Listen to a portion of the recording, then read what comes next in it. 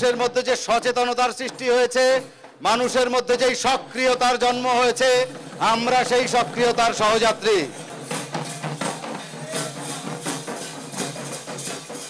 আমরা সকলে বাংলাদেশের ঐক্যবদ্ধভাবে আমাদের হাত তুলে ধরব, জানিয়ে দিব সারা বিশ্বকে আমাদের বাঁচার মতো মজুরি নিশ্চিত করতেই হবে।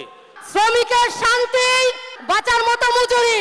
সেই জন্য বলবো, এই মুক্ত মঞ্চ থেকে সবাই একটি দাবি আজকে তুলব, যে দাবি বাংলাদেশ সরকারের মাননীয় প্রধানমন্ত্রীর কাছে যাবে।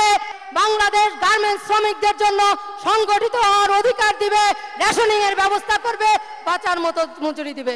আমরা যে সমাজে বাস করছি, যে দেশে বাস করছি, সেই দেশে বহুবিধ সংকট রয়েছে। দ্রব্যমূল্যের যে ঊর্ধ্বগতি ঘটছে, সেক্ষেত্রে কোনো অঙ্ক দিয়ে, টাকার অঙ্ক দিয়ে মজুরি নির্ধারণ করা যায় না। সংবিধানেই বলা হয়েছে মানুষের মৌলিক অধিকার পূরণ করতে হবে।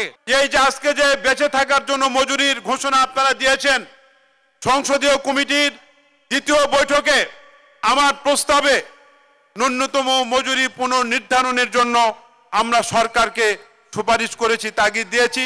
আজকের এই সন্ধ্যার অন্ধকারে হয়তো ক্ষুধা এবং দারিদ্র্যের বিরুদ্ধে, হয়তো মানবাধিকারের পক্ষে একটা দুর্বার আন্দোলনের ভোর হতে চলেছে। বিশ্বাস রাখতে হবে, বিশ্বাস রাখতে হবে যে সংবিধান কথা বলবে, বিশ্বাস রাখতে হবে যে সত্যি একদিন আইন আমাদের সপক্ষে দাঁড়াবে, বিশ্বাস রাখতে হবে যে পতাকার জন্য, যে রাষ্ট্রের জন্য আমরা লড়াই করেছি, সেই রাষ্ট্র শ্রমিকের পক্ষে, মানবাধিকারের পক্ষে, জনতার পক্ষে কথা বলবে। বিশ্ব খাদ্য দিবসে বাঁচার মতো মজুরি, মানুষকে ভালোবাসবার জন্য, বিশ্বকে নতুনভাবে গড়বার জন্য এমন রসদ্দিক আইনি, এমন সাহস যোগায় রাষ্ট্রের পক্ষ থেকে যে পরিবর্তন অবশ্যম্ভাবী, তা আগামীতে ঘটবে।